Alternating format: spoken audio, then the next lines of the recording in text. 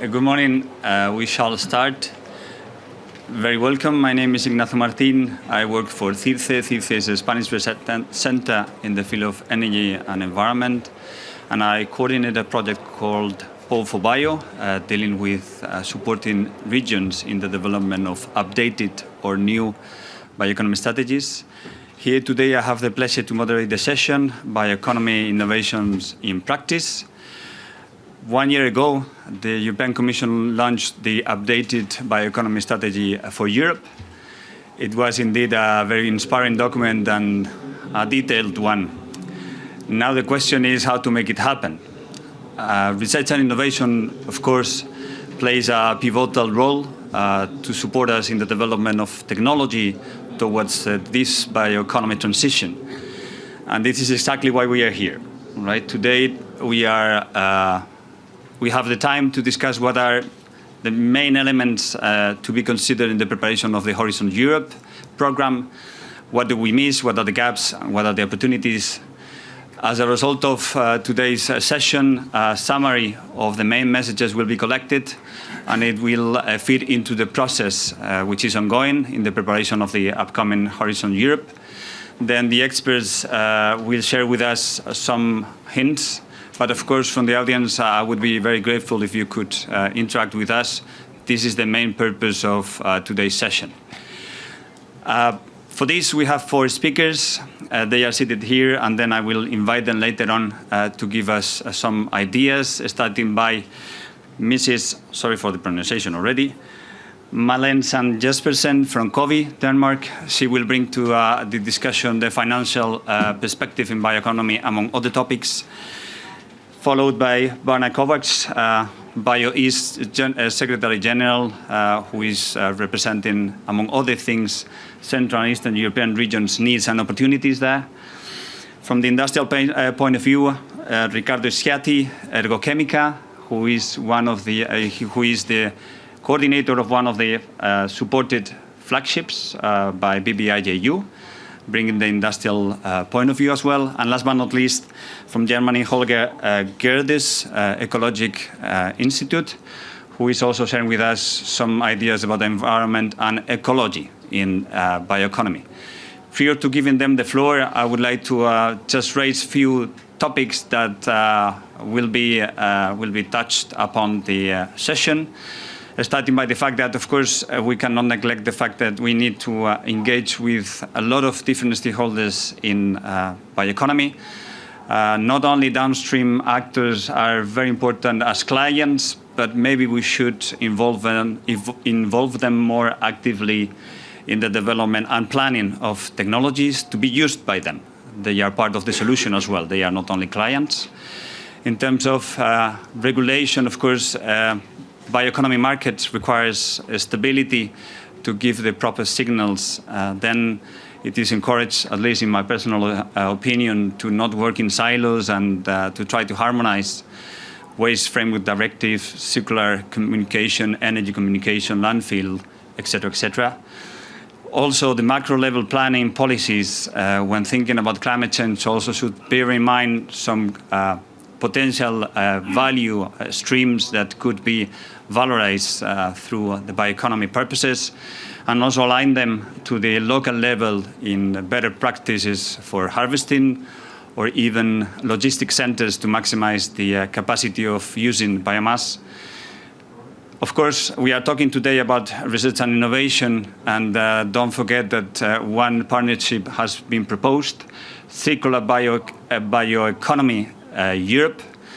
Circularity of biomass and bioeconomy is a key element to be considered here today as well, and it's going to be one of the elements we should also touch upon today. In terms of what is missing, we have seen over the last years that some market segments in bioeconomy have been addressed, but other value chains and byproduct applications remain not so well exploited. Then this is also something to keep in mind. In terms of processes, and this is again also my personal view, we need to develop flexible and more cost-effective processes to be competitive and to take advantage of side streams and other valuable streams that are not so well exploited so far. And last but not least, bioeconomy strategies. Before giving the floor to our speakers, we here represent also how the regions, but also member states, organize themselves. Bioeconomy strategies remain to be a very powerful tool for mobilizing and engaging with all kinds of stakeholders. Then it is very encouraged to keep supporting technically also the regions and policymakers in this regard. Then for no further delay, I will give the floor to the first speaker. Don't hesitate to think about your questions. We have some time for this. After the presentation of the speakers, they have 4 minutes. Thank you so much, and don't hesitate to join me, please, in the stage. Thank you.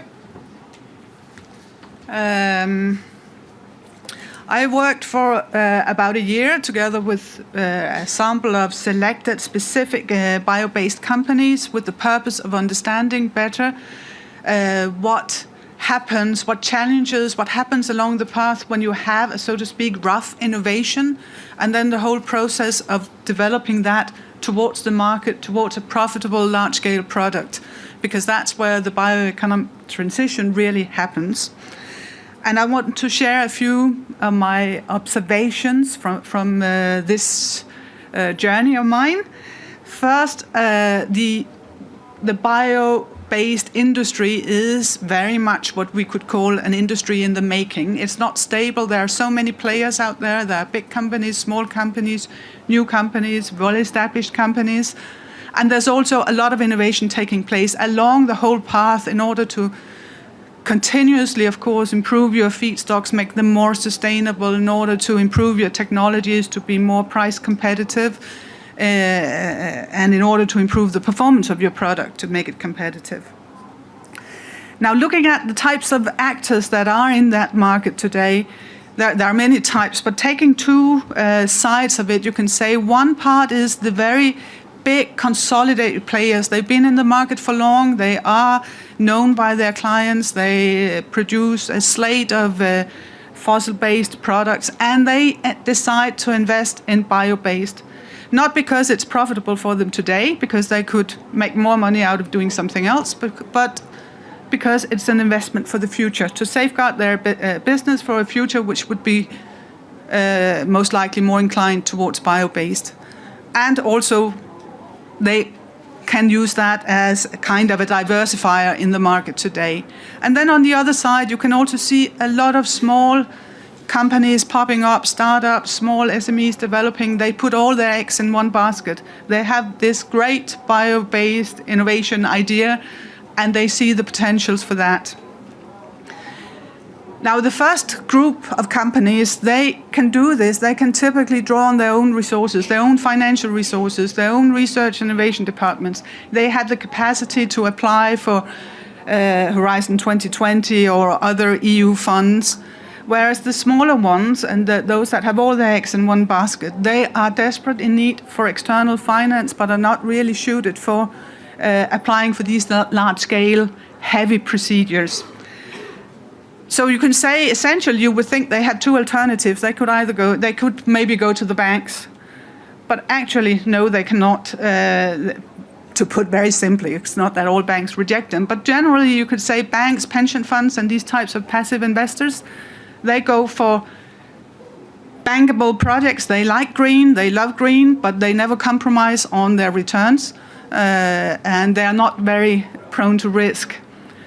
So it's difficult for a new startup that comes in to actually be attractive to these kinds of investors, because they cannot meet this. It's high-risk investment. Returns are somewhere 10, 15 years down the line. So what they typically succeed in is when they succeed in matching up with a more active investor, business angels, venture capital. Because when they do that, they sell part of their company. These active investors typically invest against ownership, but in return they get an active investor, an investor who knows how to develop a business case, who knows how to how to protect your ideas, to work on IPs, to get patents. They know how the procedures about certification. They can help in mobilizing additional finance, etc. So that's where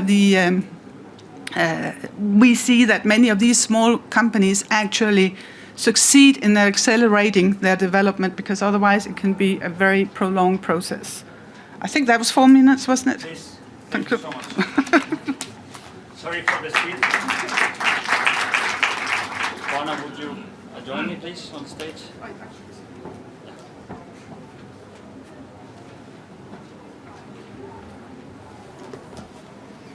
Good morning, everybody. My name is Barna Kovács. I am the Secretary General for the Biobaste Initiative.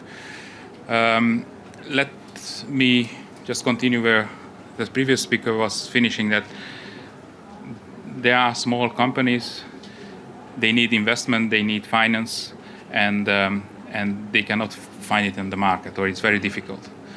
And actually, that's the case also in Eastern Europe. One of the challenges from Eastern Europe, because what we can find, and a few years ago when we were starting the bioeconomy thinking, especially a more modernized part of Europe, it was a key question why we don't have anything in Eastern Europe. And actually then when you are looking on the market, there are investments, biggest investments. There is a biomass potential in Eastern Europe, but it's used by few companies. And the even more emerging question is whether that biomass is used in a sustainable way. And that question was raised especially in the past 2-3 years when we started to discuss implicitly about climate change, about the problems what we have and how to solve it. And without biomass we cannot do it. But still, if you are going in Eastern Europe, you have some spots, hubs, where they are investing into the biomass, biorefining of the biomass, but there is not an overarching way of thinking why we need bioeconomy, why we should think on those terms. A few months ago, we had a discussion in a frame of the workshop with French colleagues that actually you don't need a bioeconomy strategy at national level. Why do you need the companies and the market is solving the question? And it was a very interesting discussion, and by the end they also agree that if you don't have the flag, the umbrella in a country which can show you that you have to have a, so to say, a sustainable production of biomass and processing of biomass, then the companies, the stakeholders, the entities cannot roll up, lining up to what is the way, where we are going. And that's where the Biobaste initiative is coming in. We thought that it's necessary to discuss at governmental level and help the governments, the different countries' government, to build up their own national bioeconomy strategy. And of course, as it was in the introduction mentioned, it's driven by research and innovation. And since it's research and innovation, we need a research and innovation bioeconomy strategy, a strategic agenda for the countries. Of course, the Eastern European countries were looking around and they were saying, but actually none of our neighbors are doing, so why we should do? And then when we start at macro-regional level to discuss this, and a little bit help from the Commission side, then the countries started to understand and they were showing to each other, look, they are doing something, we have to do other. So it was a kind of pooling when they saw that in the Western countries there are strategic thinking, they are investing, and moreover, they have to understand why we need research and innovation in all this. Believe me, it might be a trivial question that we need research and innovation, but when I'm approaching the hierarchy in the ministries who are dealing with this question, they might say that we have the traditional way how we are producing, we need competitiveness. And why we would need the research and innovation agenda. We have the researchers there, they are coming and we can ask them. And the challenge is there. On one hand, research and innovation problem, deadlock. Then the value chains are not developed proper or not in a sustainable way. And what I also I already mentioned the financial problems, and there is also a societal how to phrase it, they are not so interested in the climate change and all those issues which are coming with in Eastern Europe. It's very difficult because everybody is starting from the point that whether we have a proper wage or we can afford to invest in a sustainability or not. And of course, especially the rural part in Eastern Europe, they are let's put like this, they are poorer, and they might not afford to invest all those societal aspects and more on a climate change issues which are costly. And this is a question: how do we tackle this on the societal aspects? This is also a challenge for us. We will go through this later. How to make it happen? Yeah. And I was a little bit longer. We have several challenges. Yeah, we will discuss it. Thank you very much.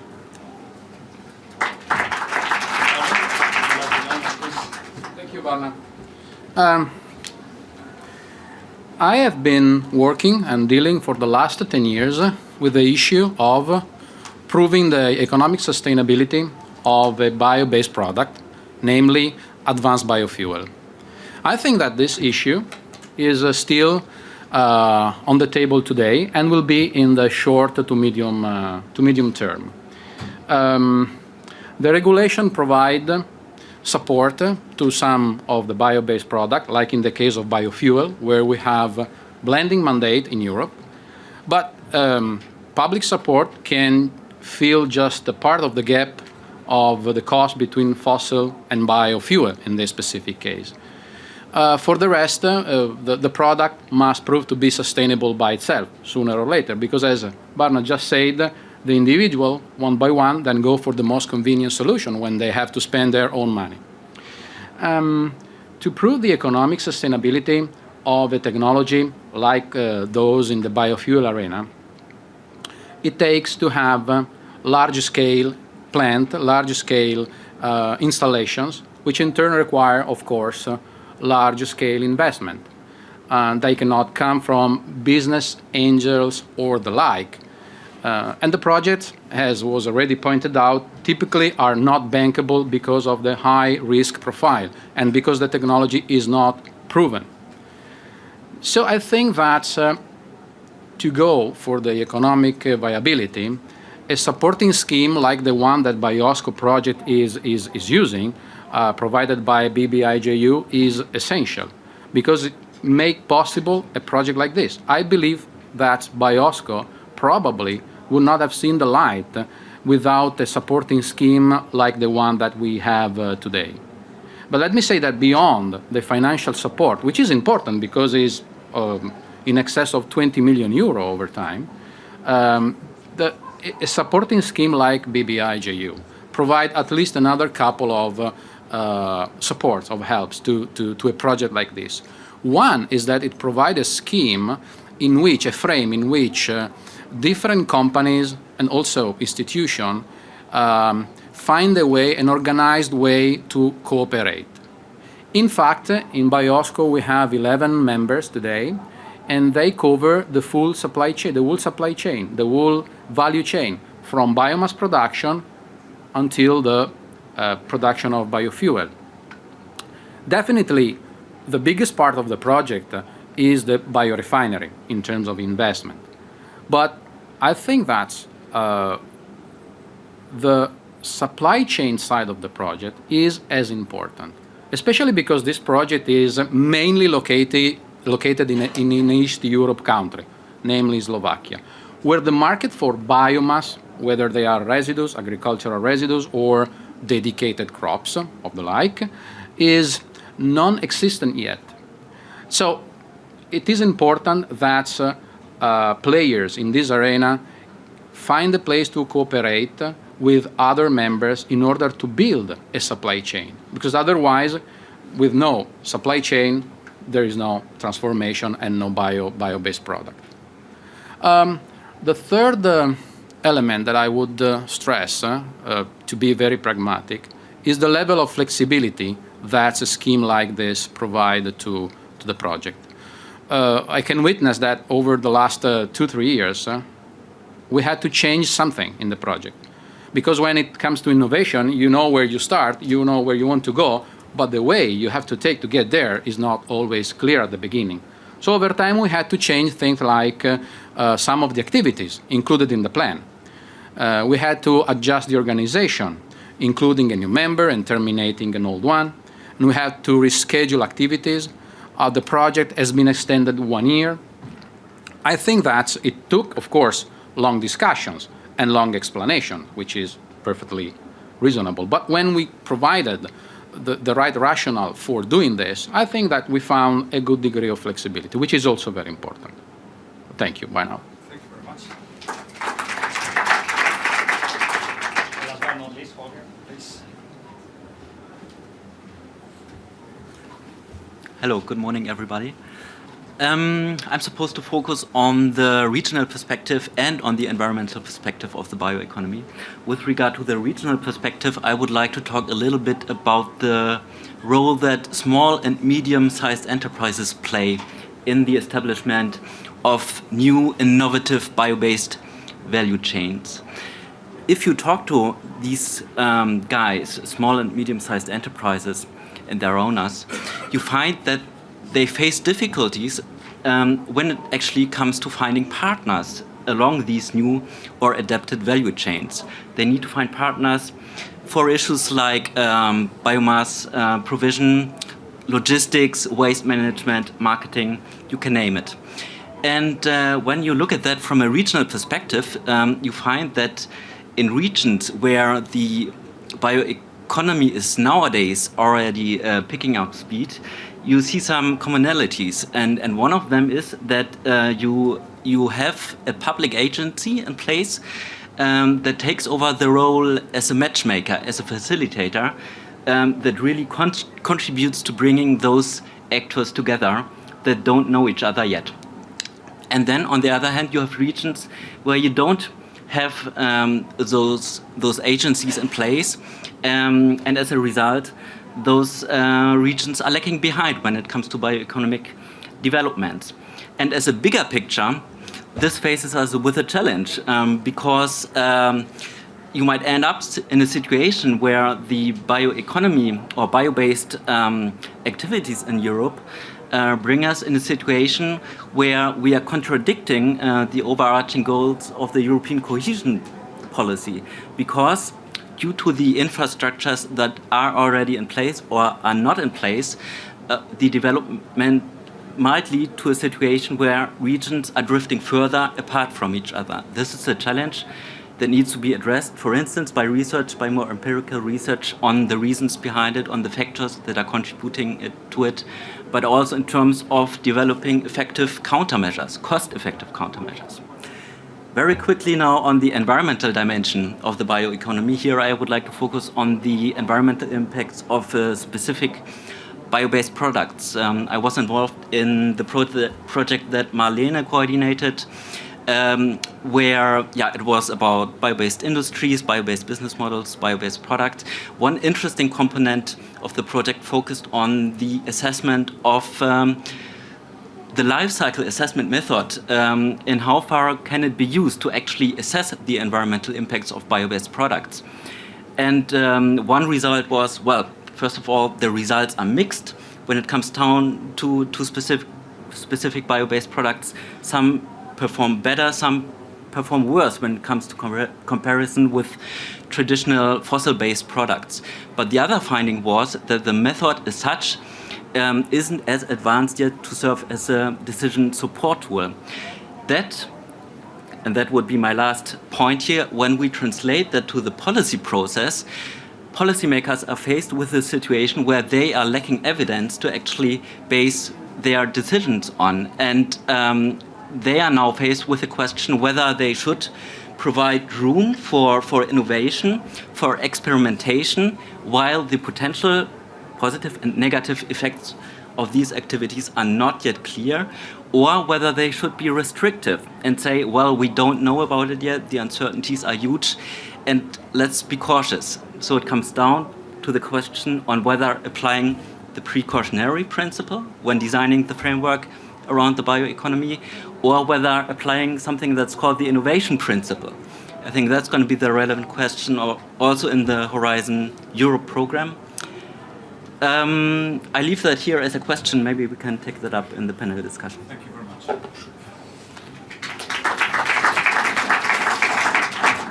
Well, Biobased is huge, and we have 1 hour, right? Then I doubt we will be able to touch upon all we have heard. Before asking our experts any question, 1, 2 questions to clarify anything that has been said so far? No? Fine. Then we move then into what we think should be included in the future research and innovation programs. Based on your experience, based on what you have identified as missing points, at least starting just to provoke you a bit, the partnership proposal dealing with circular bioeconomy Europe makes all sense content-wise, but we need to be more precise. Then this is up to us to fit into this discussion. How you see, starting from you, as you spoke the first one, what do you miss? What would you like to see in this future program, hopefully? Is it on? Yeah, it works. It works all right? Okay. Well, actually, as I think it also appeared from my presentation, I'm maybe more interested in what happens when the innovation is kind of there in a way. And what I have thought of there is it still relates to what the role that EU money can play, so to speak. But disregarding all what you have said about the importance of strategies, legislation, etc., I think one important thing is also when you look at this from investors' perspective and the passive investors that are talked about, banks and others. One thing is that they want to safeguard their investments, they are not risk-prone and want bankable projects. But the other is also that we may lack some kind of taxonomy. What is actually green? Because many of those also have more and more SDG goals or goals that they want to go green. But maybe we lack a definition of when is this a bio-based investment. We could also see from talking to these passive investors that many of them are also very much in doubt about what is this thing bio-based. I mean, it's they're not specialized in specific industries. They are just looking for where are the returns. And bio-based is not an easily explainable concept. So I think that's one thing that I would consider worthwhile to look into. And then another thing, which is also maybe not so much on the research innovation as such, but there is the SME instrument. But I think it's worth also considering, is there a way that one can actually help not to lose all the good innovation? Because as I said, many of the large actors, they will manage. But there are many other types of innovations that may be more in need of a helping hand, so to speak, and not necessarily just in terms of money. Also money, one shouldn't disregard the importance of that, but also in terms of capacity. Maybe considering, is there a way that public money, as it is in some countries, public money actually go in and act a little bit as this active investor, asking the critical questions, helping to develop the business case, or kill it if it proves not to be there. Yeah. But indeed, communication about bioeconomy is still, I would say, there's room for improvement. Let's put it this way. And then if you ask bioeconomy, what is bioeconomy for you, you find out many different definitions. Yeah. Then, and at least in my experience, the investors are quite reluctant to join forces with EU projects. Then maybe we should be more proactive in motivating them also to join forces, to look and to explore how to maximize the capacity from both sides. Definitely, yes. Okay. Yeah. Thank you very much. Yeah. Barna, what do you think? Yeah, I have a difficult task since I'm coming from the governmental side, and we saw basically all the sector's problems. And not to repeat the financial, I just would like to agree the problems. But let me just say on one hand, in Eastern Europe, there's still room for development and the investment in research and innovation part at the processing in the production part for the primary production sectors, where we can still focus and raise the yields, and that's also the benefit for the whole Europe. And trying different varieties and using the abundant land and that's part which we have it. And on the other hand, on the processing part, that's an interesting question because we have two angles. And let me put the two different parts like extremes. On one hand, who will pay the costs for the sustainability? Mm-hmm. And there we need some research because there are a big part of the population, especially in Eastern Europe, but also in Western Europe, we have to admit, who will not afford, or how do we come in and make them believe that they have to pay for the bio-based products, because that's one way how we can solve the sustainability questions. The other angle would be in Eastern Europe especially, and it was mentioned already, there are some investments for the first generation industry, but also the big fossil fuel companies are looking for, so to say, the green part, the renewable energy. Are we able to engage them? And of course, they will not fill in papers because they can invest billions, but they are not there to come into EU projects. So the question, as for you were asking for the BBI, the second part of the BBI, are we enough flexible to involve them and discuss with them, including also probably the first generation already existing investments, because they are there and actually they are eager to invest, but they are not keen on to fill in papers. So here probably also the government will come in and they need and the research institutes like universities and we have to build up, so to say, the cluster thinking in Eastern Europe especially. Because via those clusters, the information can be infiltrated. And then now I am in the middle between the two extremes. The small, medium-sized companies, they can buy into, and we can help with information because there is a lack of knowledge how the value chains can be built up. And we might say that the waste, it's not used in Eastern Europe. It's used, but probably not in an efficient way. So we have to build up the knowledge on the bioeconomy via those cluster building and helping the clusters to develop. I would stop because... Okay, but in my view there are 2 points then, if I understood correctly. The fossil-based companies are not the enemies, but part of the solution, first of all. But on the other hand, they are quite reluctant also. They are not appealed by economic concept. Step by step, this mentality is changing, but we need to work together in the same direction. Very much still competitive and profit-based, and they are interested on whatever will happen. They will be interested on. So the question is how and who will pay the costs in between. But they are eager to invest, but the and platform, they want. But go ahead. Sorry. Yeah, we need to engage them and listen them. Not that we are building up a structure and then we saying that you buy in or not. We are not at that time. We passed that time when we had this affordable situation that you come or we leave out.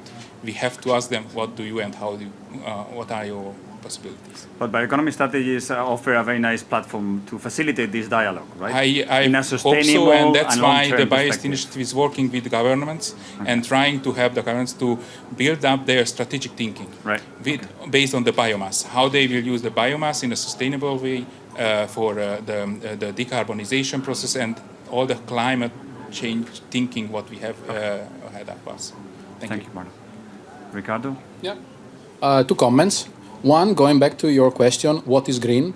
From the private investor, private enterprise perspective, I would say very basically, it is green what the regulator says it's green.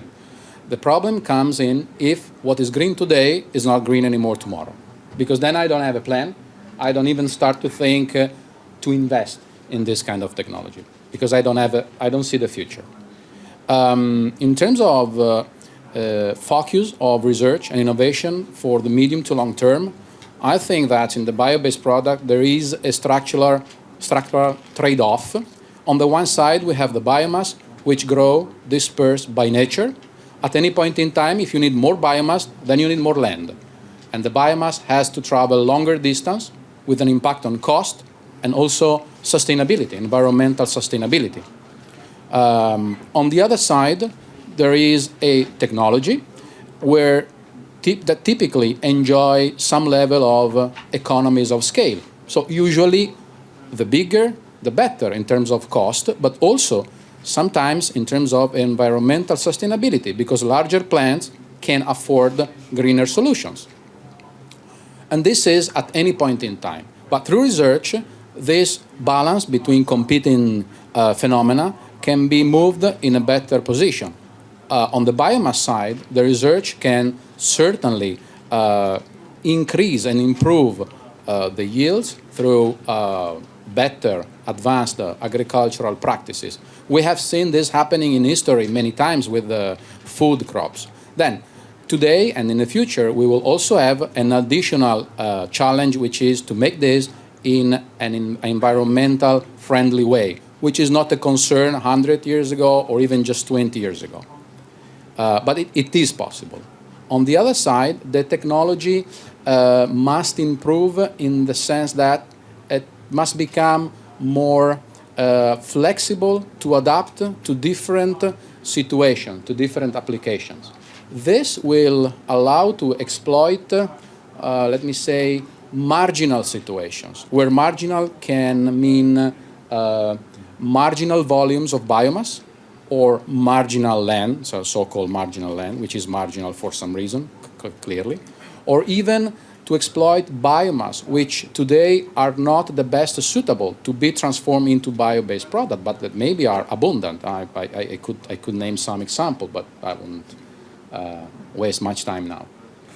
But flexibility to me is a key word when talking about bioeconomy, at least in my personal opinion. It is. Even flexibility would guarantee also, once the project is coming to an end, the sustainability of the value chains and the increase in the diversification of value chains. Yes. To really guarantee that the flagships and the big installations continue for years, right? And then the market stabilizes as a result. Then, as a matter of fact, flexibility not only for the development of the project, but also in terms of technology, just to really open the discussion for different sources of different biomass sources. No, definitely. When I say flexible, I mean flexible, let me say, at the steady state, when the technology works and produced. No? It must be economically viable under different conditions.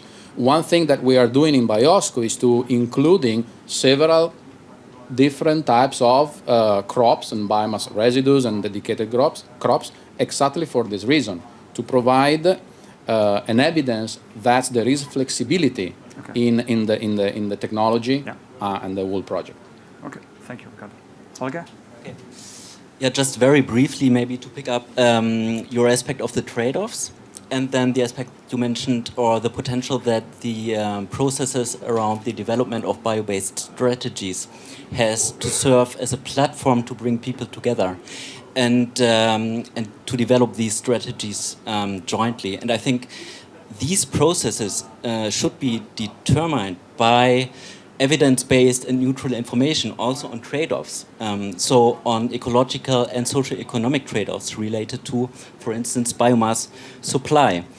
And when you listen to the discussion today, one bold statement that you hear as an example very often is that in Eastern Europe you have vast areas of marginal lands available that can be used for biomass production without basically any major ecological and socio-economic trade-offs.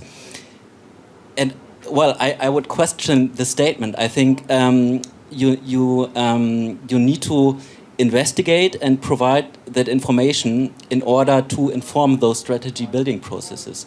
And there it is not sufficient to cover that investigation from, for instance, an energy systems or agricultural productivity perspective, but other disciplines like agroecology and the social science should also be part of the debate.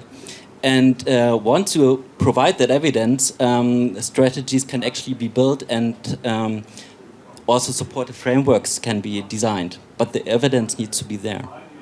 Then summarizing your words, then you are suggesting to include this concept, which was not so prominent in the past, in the future R&D programs. The collection of evidence to take decision like that. Yeah, I mean, the evidence creation part would be part of the Horizon Europe program.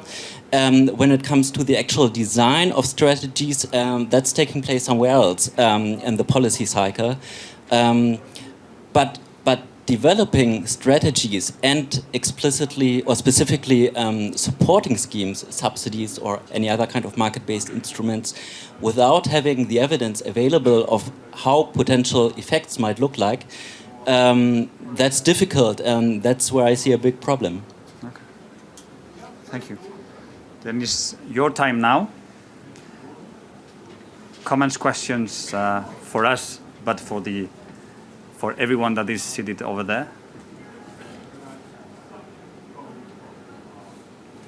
First the lady on the back, and later on 2 males here. Yes, I'm Eleni Zika, head of program in BBI, JU, and I just wanted to thank all the speakers for their contributions. I just wanted to pick up on a point that was brought up by Malene, especially on the key role of SMEs in this sector.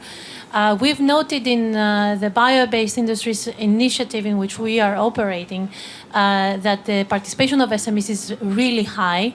It's actually in the order of 40%, which really speaks to the nature of the sector and the kinds of needs that it has for support.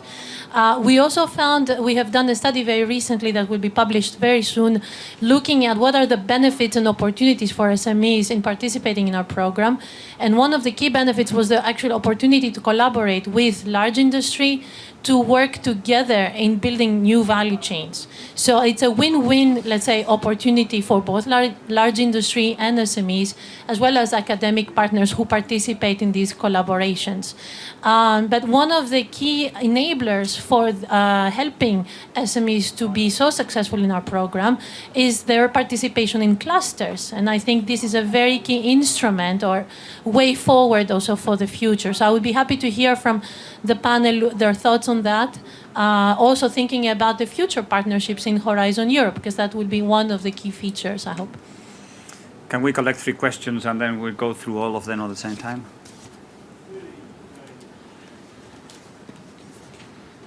Okay, thank you. My name is René Varé from Wageningen University and Research. I think I want 3 points to make. I think we should not forget the sustainable biomass supply. I think that's one of the critical barriers for the success of a bioeconomy or a bio-based economy.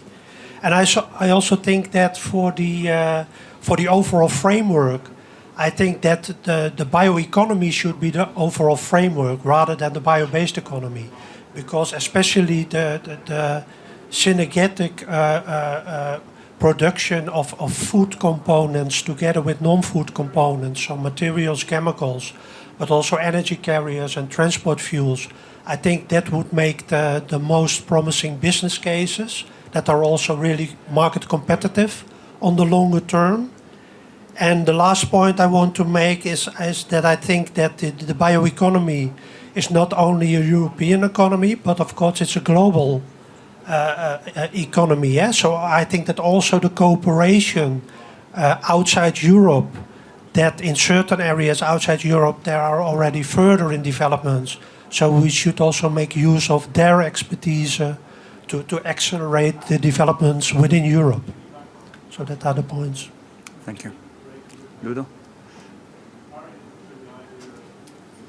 Good morning, I'm Ludo Dils from Vito in Belgium.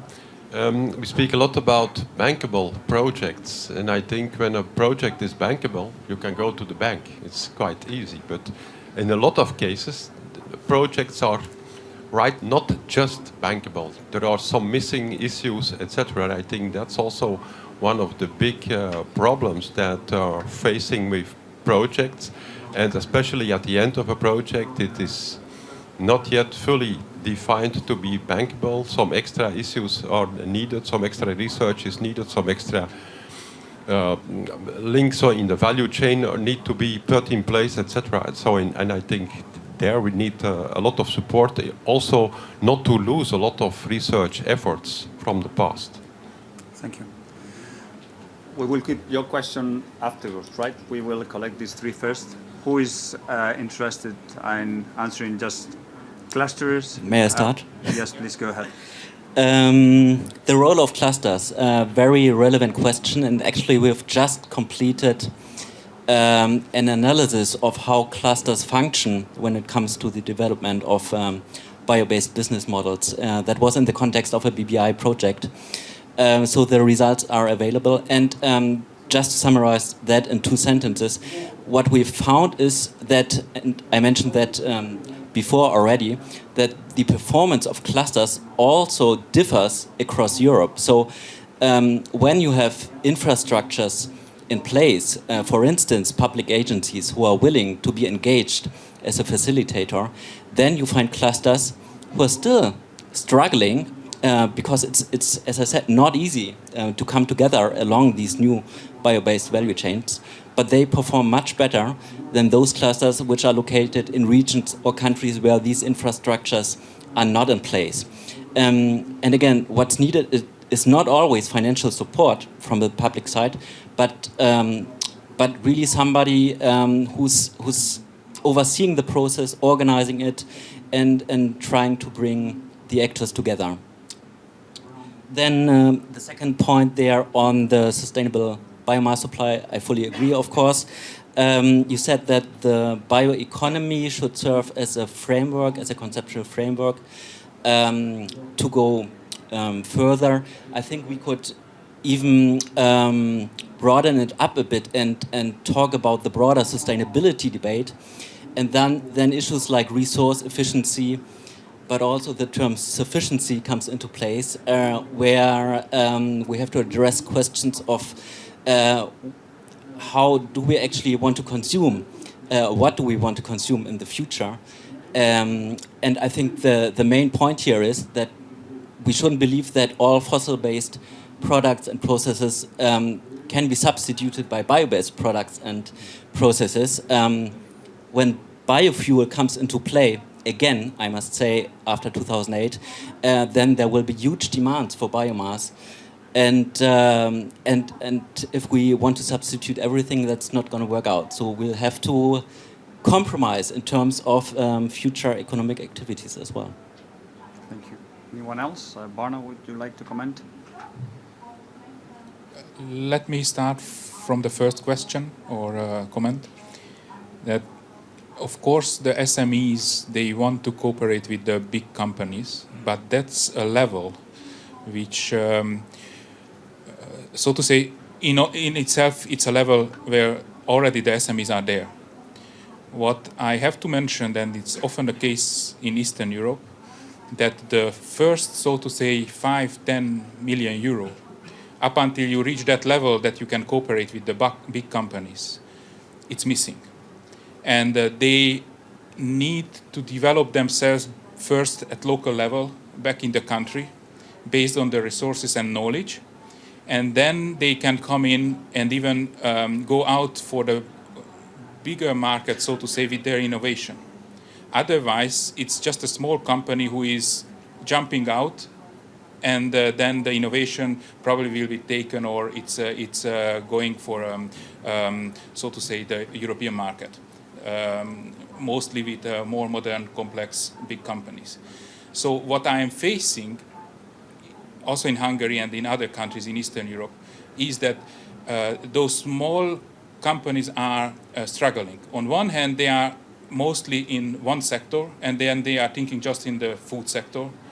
But on the other hand, they don't have enough knowledge. And in this, and I'm trying to answer the other questions, we need the cluster to feed them with information, to try to connect those different sectors, which if they are working together, they can go and they can build up a successful business case, which after then can go out and cooperate with the big companies. That's one aspect. Then we heard about the global and the global issues.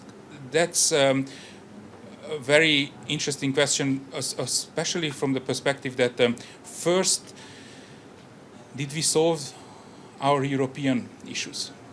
And still I'm saying that we have to put emphasis on diversification. Of course that we can talk that, we can think that if it's bigger, then it's good. But still, when at the rural level, in a regional level, small scale, for a company or a producer, it's important that he is not selling his raw material, but he is just processing a little bit. That's already a step in bioeconomy.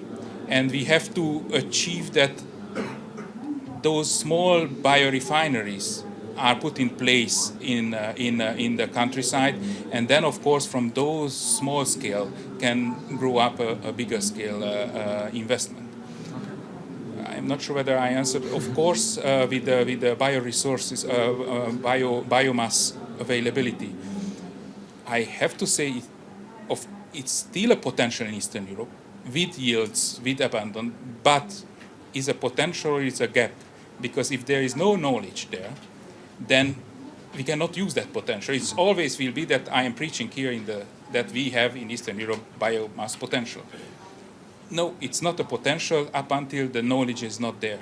And often the knowledge is missing, the research infrastructure is missing from Eastern Europe, and that's what we have to help to put in place, and then locally you can use in a sustainable way to not to bring from other countries. And then who is paying those costs? Okay. Thank you very much. Thank I was a little bit longer. Anyone else? Ricardo? Oh, please. Not very long, but yes, clusters, partnering, that's also what I think we can see really generates steps forward. One thing I came to think about in that regard, that was back to your introduction. You also mentioned this importance about involving your clients, be it other business or be it end consumers. And that is actually also, I would say, something we found in our small but in-depth study, that when you succeed, when you can actually get your clients, your off-takers involved in the development at a certain stage, it really adds to it. So that's maybe something to also think in from the perspective already from innovation.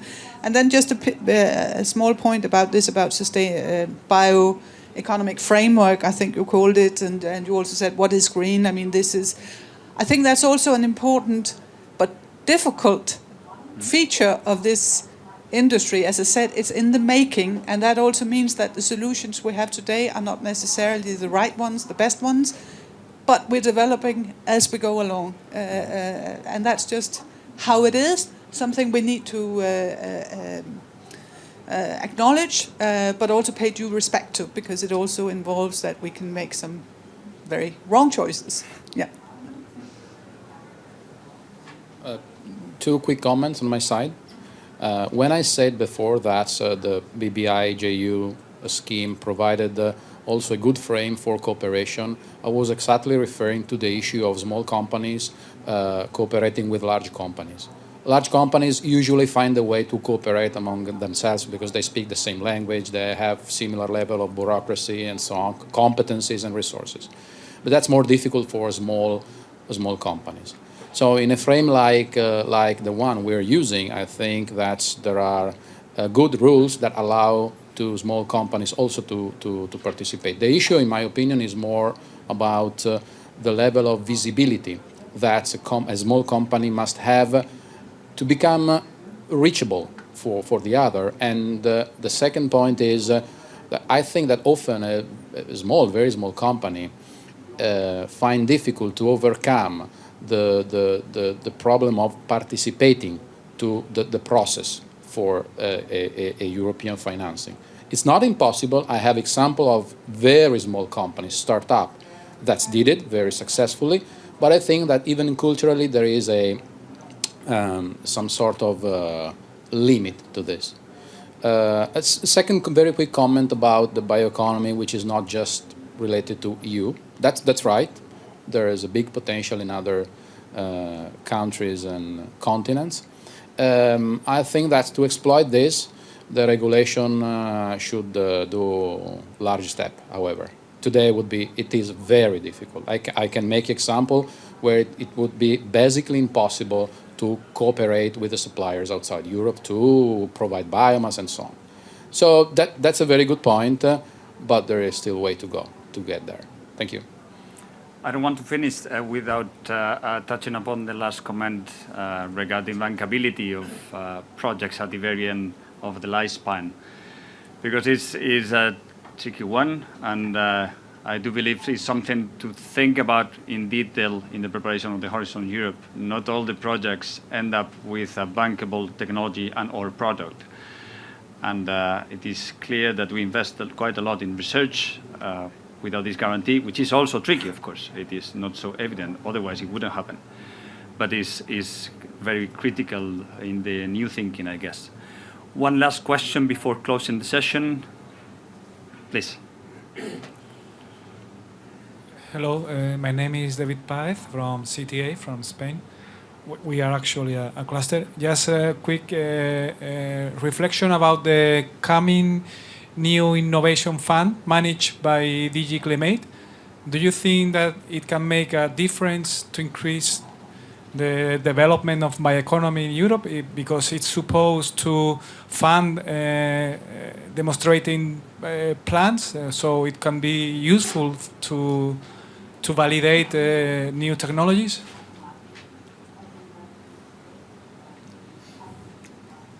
Do you have any expectations? One thing is the wish, and what is the reality?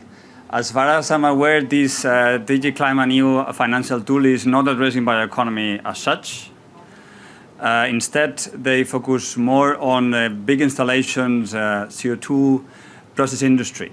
Then, as long as we mobilize a larger number of different sources of biomass for energy production, but also as a new source of potential products, is fine, but it's not at the heart of this tool. Then it is open, again, as far as I'm aware of, to these kind of uses, as long as the process is improved and the CO2 abatement is so important that justifies the project in overall, right? Then you must also tackle the infrastructure, efficiency of furnaces, and many other elements that are not directly linked to biomass use. Last comment?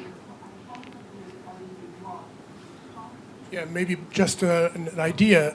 In the medicine area, we have very successfully established a translation advisory board, which was made out of industry people from different areas. And they are looking at research projects at a very early stage and say how to make it really translatable. So what kind of issues you have to look at from an industry point of view, from a regulatory point of view, from a customer point of view. It's not just business plan, it's more experience of large industries who look at research project and say, okay, if you develop it in this area, in this way, you have a chance, otherwise kill it. And I think that would, when I hear your problems and this new economy, I think it would help a lot to have these people from industry who are really given a perspective of the industry point of view and the regulatory and so on. Okay. Very nice.